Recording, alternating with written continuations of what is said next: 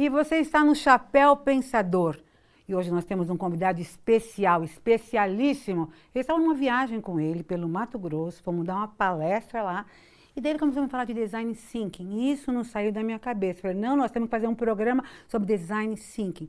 E design thinking tem uma provocação muito interessante, porque são palavras mágicas hoje em dia. Empatia, colaboração, instrumentação. E nós vamos fundo hoje com Eduardo Carmelo em design thinking.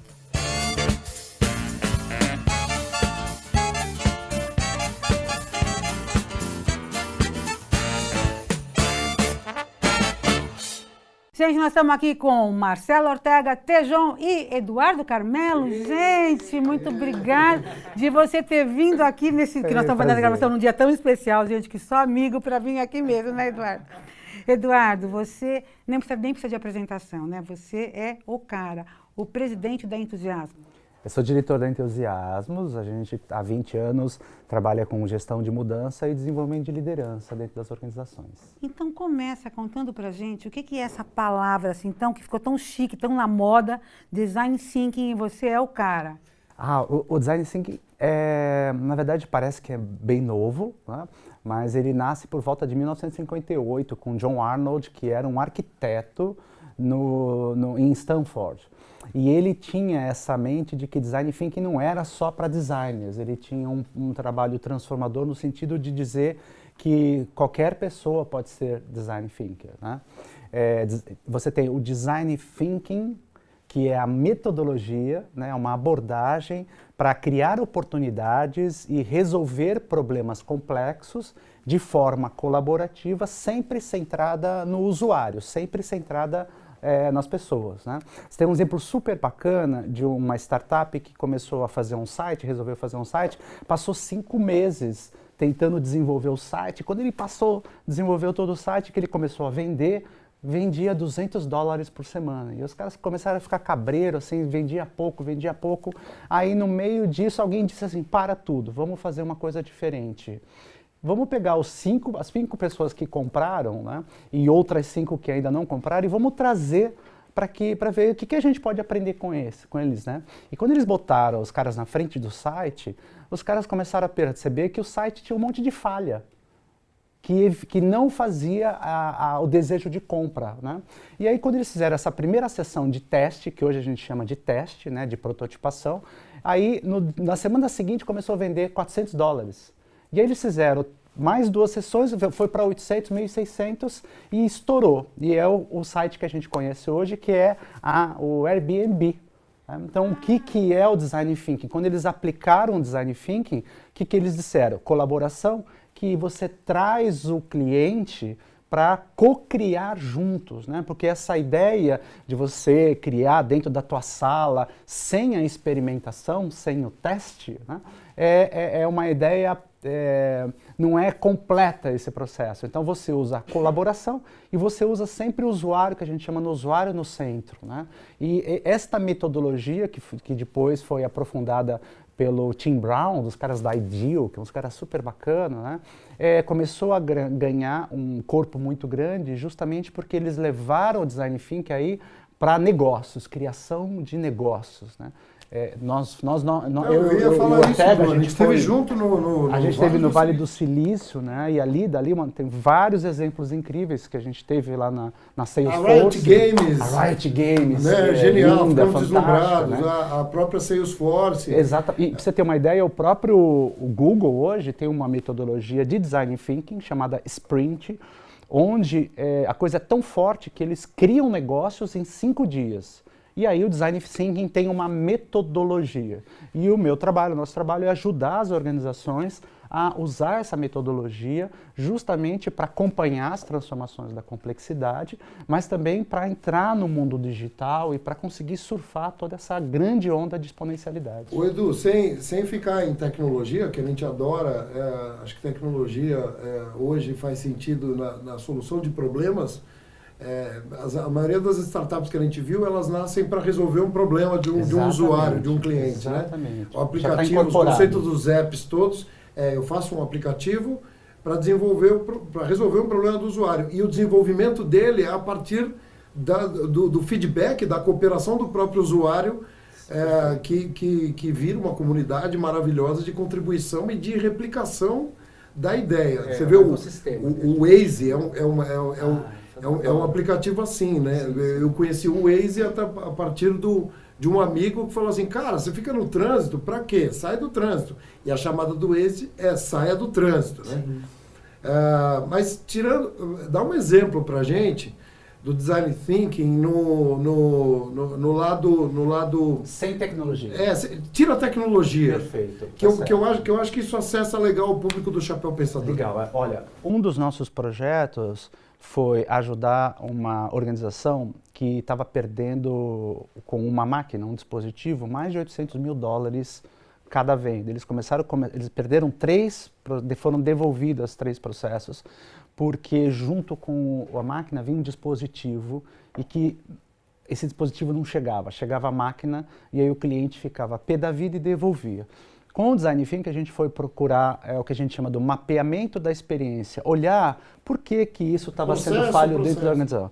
E aí quando você aplica a metodologia, o tempo de entrega dessa máquina era de 25 dias. Com o Design Thinking a gente ajudou a reduzir para 1 dia de entrega.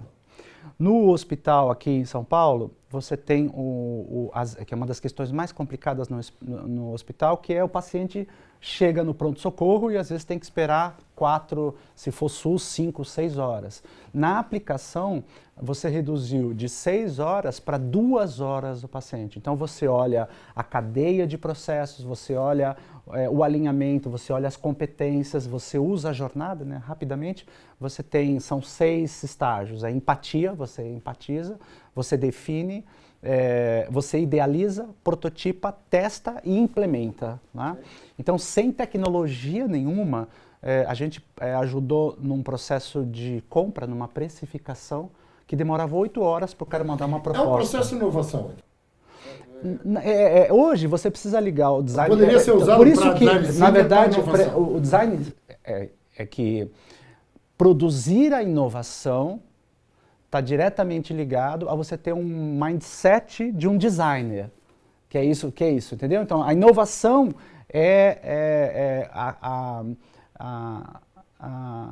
o ponto final, não é? O princípio é como você organiza a sua mente, como você desenvolve projetos, como você cria oportunidades de uma maneira que você possa exponencializar, porque é o que se fala muito hoje, né? Vamos pensar 10 vezes mais. A gente aqui no Brasil fala assim, toda empresa tem isso, né? Precisamos fazer mais com menos, né? Essa é uma frase muito boa, assim. Mas, na verdade, isso por trás significa vamos cortar custo. A gente está aprendendo a ter uma mente exponencial. Quando a gente foi lá no Vale do Silício, os caras estão pensando como eu produzo 10 vezes mais do que eu imagino. Para o brasileiro, isso ainda não é tão simples assim. Claro, algumas ilhas de excelência. E esse é o poder transformador do design. Você fala assim, tá bom, eu tenho um processo que está demorando 8, sem tecnologia, né? Está demorando 8, poxa, por que a gente não faz em 1 hora? Se eu tenho um produto ou uma experiência que eu estou imaginando vender por 2 milhões, por que a gente não vende por 20 milhões? Então é uma expansão, claro que é sempre uma junção do mindset voltado para a melhoria da experiência do cliente com o poder da tecnologia que vai ajudar nessa exponencialização. Então, design thinking, por isso que está sempre... É um híbrido, né, do pensamento humano com o pensamento, com a inteligência artificial hoje. Então, eu vejo que agora eu quero um gestor, um líder, um empreendedor, design, que tem essa visão, que tem tem até essa formação. Acho que isso teria que ser uma formação dada até na própria universidade. A gente tem um projeto chamado O Gestor como Design Thinker. Porque o que a gente percebeu depois de 5 anos é que todo o trabalho de design é feito para fora, para o cliente, com a tecnologia. E o coitado dos gestores, né, que tem 5 mil problemas para resolver na organização, não consegue muitas vezes inovar porque ele está preso numa burocracia ou porque ele não tem um mindset do design. Então a gente desenvolveu um projeto, que é o Gestor como Design Thinker, que ajuda o gestor a pensar como design. E aí que são essas soluções que, em tese, você não precisa de tecnologia, entendeu? Dentro da organização. E aí, quando o gestor começa a perceber que ele está pensando, porque é a essência, né? E ele está progredindo, você gera uma energia dentro da empresa incrível, né? Porque as pessoas passam a gostar de resolver problema, querer resolver problema. Esse Edu, programa vai se tem chamar Head Thinker. Head Thinker. Edu, o Tiago é o pedinte mais bem sucedido que eu conheço, mendigo. Ele pede esmola com um carrinho de supermercado que ele conseguiu e com um cão que ele adotou, um vira-latinha, nesse carrinho, deitado em cima de um pano, e um cartazete escrito ajuda para ração.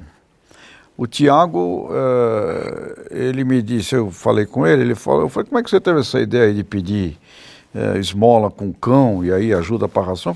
Ele falou, eu comecei a ver que em toda a quadra aqui na região, ele pede esmola ali pela Paulista, falei, em todas as quadras aqui tem um pet shop, e comecei a ver que um monte de gente passeando com cachorro e tudo, e eu achei que se eu usasse esse método, eu seria mais bem sucedido.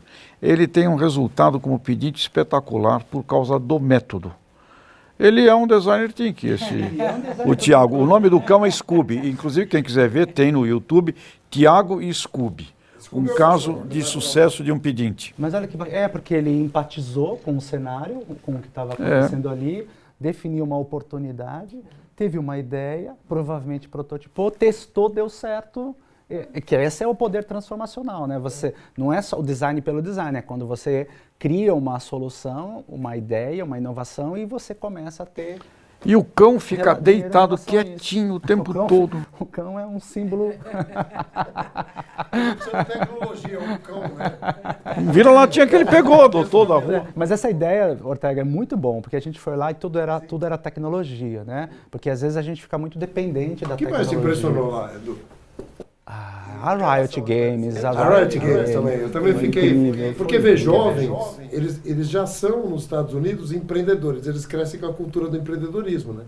De pensa, acerta, vai fazer a prototipagem, quebra, não importa. O cara levanta e faz de novo. Só para clarificar, existe um jogo que o seu sobrinho, o seu filho deve jogar, que é uma febre, chamada LOL. O meu filho passa 14 horas nesse jogo, LOL. E a empresa que faz este jogo é um monoproduto, chama Riot Games. Né? Ela só tem este jogo. League of Legends. League of Legends. Teve o LOL Brasil, teve mais de 1 bilhão de pessoas nos Estados Unidos virou o esporte, o jogo virou esporte, são jogadores, eles ganham $22 mil para jogar, é uma coisa. Mas o que que eu adorei é uma espécie de Disney para os profissionais, assim, é uma experiência semelhante a Google, tudo. E a gente viu uma questão fundamental lá, né? Eles ganham, para você trabalhar na LOL, você tem que saber jogar o LOL. Depois tem uma sala incrível com mais de 100 computadores, que é a sua sala de descanso. E enquanto eles descansam, eles estão tendo ideias ali, e eles estão sempre conectados com os jogadores, que são lovers, que estão produzindo constantemente. É para desenvolver coisas para o jogo. Eles têm metas para atingir. Porque eles não ganham na venda do LoL. O jogo é de graça. Eles ganham na venda dos acessórios, a pele, dos skins, exatamente. A roupa, o acessório e tal. Agora, é importante aqui que os brasileiros saibam que essas coisas tem aqui no Brasil também. A FEI, a Fundação Educacional Inaciana, é uma das melhores escolas de engenharia do país, e eles têm lá jovens criando negócios geniais. A Exalc, lá, a USP, em Piracicaba, é simplesmente a 4ª maior melhor universidade de ciências agrárias do mundo, também com startups. Ou seja, é possível que o brasileiro busque essas coisas aqui, elas existem. Na verdade, a gente foi lá, mas hoje, se você não pode ir para o Vale do Silício, para Israel, para Canadá, você já tem uma infinidade de escolas de design, de exemplos que estão acontecendo, de vários empreendedores que já evoluem e conseguem amplificar os seus negócios e os seus lucros. Na sua cidade, se prestar atenção, onde quer que seja. Aliás, quero dizer que um dos alunos da FEI, coincidentemente, falando disso, viu o Chapéu Pensador e entrou em contato com a CNI, Confederação Nacional da Indústria, de uma entrevista que nós tivemos aqui com o Carlos Alberto, lá na FEI, sobre esta coisa da inclusão digital, da da criatividade. Obrigado à FEI e a todos os alunos da FEI. Exatamente. Pela audiência, ao Chapéu Pensador. Obrigado. Nós fomos palestrar juntos, eu e a Leila, no interior do Mato Grosso. Ali onde que você vai, você já tem jovens em todos os sentidos, né? Sempre com alguém, com uma startup, criando coisa. Então o brasileiro, por natureza, gosta disso, né? O que a gente percebe é que quando ele conhece melhor as metodologias ágeis, a capacidade dele potencializar o seu negócio é incrível, assim, é fantástico. Quer dizer, design sim que vai ser uma coisa que vai ser uma matéria mais comum, né? Design Thinking no começo, agora ele está no momento de expansão e às vezes parece até uma moda, mas Design Thinking para mim é uma tendência, né? Ou seja, você vai incorporar novas metodologias que são Design Thinking, que é o Scrum, né? Que é uma metodologia de desenvolvimento, que é o Lean Startup, ou seja, para cada vez mais que quando o mundo vai virando complexo e essa inserção com a inteligência artificial, por exemplo, né, você vai criando mundos cada vez mais específicos, porque essa era cognitiva é uma era de especialização, onde a automação também vem para cuidar de tudo que é simples e operacional. Então você, de uma certa forma, convida o ser humano para usar o seu pensamento, usar a sua criatividade, a sua inovação, para, combinado com a tecnologia, criar coisas que a gente não imagina ainda. Então, não tem volta, né? Na verdade, uma vez eu estava com o Tejon assisti um podcast do Tejon falando lá da Embrapa, né? Lá do Rio Grande do Sul. Então, o cara já tem a folha, e aí eles põem nanosensores na pele da folha para que quando a praga chegue, a folha lê a praga, né, o percevejo, e já manda para o aplicativo, ó, tem a praga aqui, está comendo aqui e tal, e os sensores já começam a ajudar a planta, né? Tudo isso é desenhado por alguém, projetado, né? Porque design vem de desígnio, olha que bonito, né? Vem de concepção. Então, eu sou um ser que concebe, filosoficamente, eu sou um ser que produz a si mesmo como uma obra de arte. Uau! Né? Então, a gente está singularizando, é a era da singularização. Né? Gente, que maravilha. Isso é uma postura, isso é uma atitude, é uma maneira de você se comportar diante do mundo. E assim, há 5 anos ninguém entendia isso direito. Hoje, qualquer pessoa tem, como o Tejon já existe aqui, qualquer pessoa tem acesso a este novo modelo mental. E é interessante porque a gente fica pensando, mas e onde quem está escutando a gente, como é que fala assim, mas e onde que eu vou procurar isso? Gente, o pior é que não tem onde procurar, tá? Em todos os lugares você pode procurar, né? É uma diversidade muito grande, né? E tem o Instituto Europeu de Design, com base aqui. Pode falar no um Brasil. Pode. Não, então, se você quiser procurar, tem o Instituto Europeu de Design, você tem a Live Work, que no Brasil que é incrível, a minha escola é lá, você tem Escola de Design Thinking, você tem a Entusiasmos, que a gente tem um curso online sobre Design Thinking também. Né? Ai, que legal. Mas quando você digita escola, você já tem 4, 5 referências muito boas aqui no Brasil. Muito bem. Nós queremos agradecer, foi genial. Quem quiser saber mais, vai lá na Entusiasmo. Pode ir no site da Entusiasmo, pode procurar Eduardo Carmelo com 2 L's, você sempre vai cair lá na nossa plataforma online que tem o gestor como Design Thinker lá. Gente, você continue aqui no Chapéu Pensador, entre no site, entre no canal do YouTube, tá tudo aqui embaixo, porque é daqui para melhor, sempre trazendo coisas diferentes, especiais para você. Obrigado, Eduardo, obrigado, Tejon, obrigado, Marcelo. Valeu, até a próxima, Edu. valeu! Uhul!